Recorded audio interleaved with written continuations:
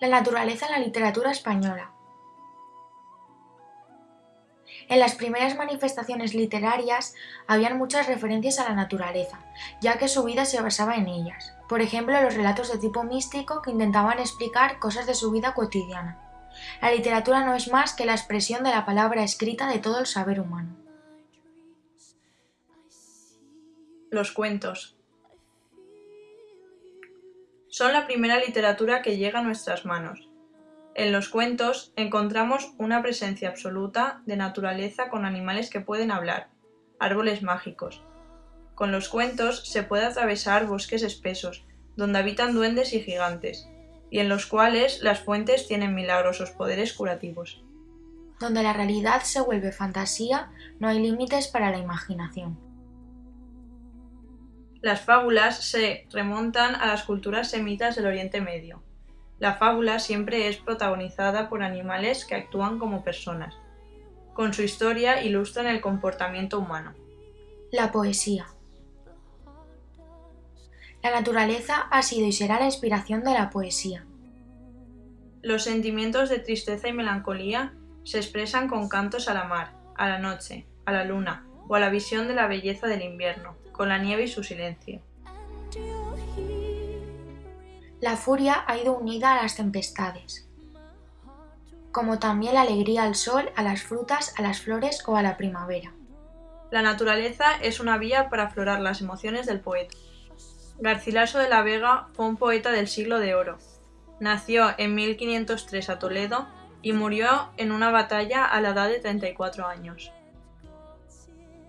Poema de Garcilaso de la Vega.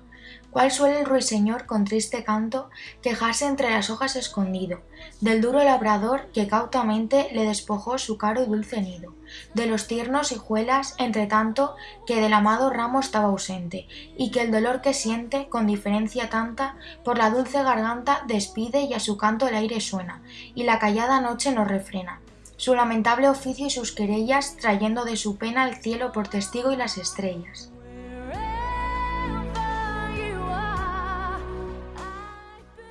La novela. La literatura era el único medio para contar historias y para conocer la realidad lejana. Las primeras que aparecen son las novelas pastoriles, las protagonistas de las cuales eran pastores o dioses y hadas. Más adelante vinieron los románticos, que describían lo pequeño que era el hombre frente a las fuerzas desencadenadas de la naturaleza.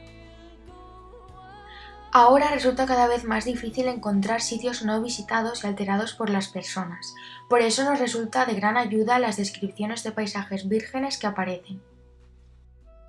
Solo la naturaleza hace grandes obras sin esperar recompensa alguna.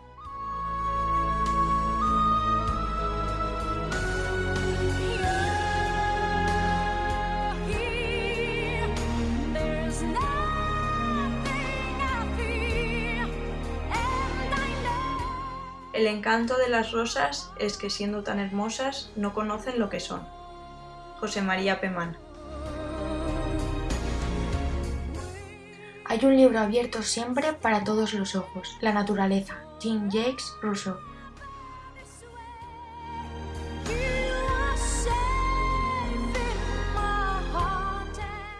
Un paisaje se conquista con las suelas del zapato, no con las ruedas del automóvil. William Faulkner.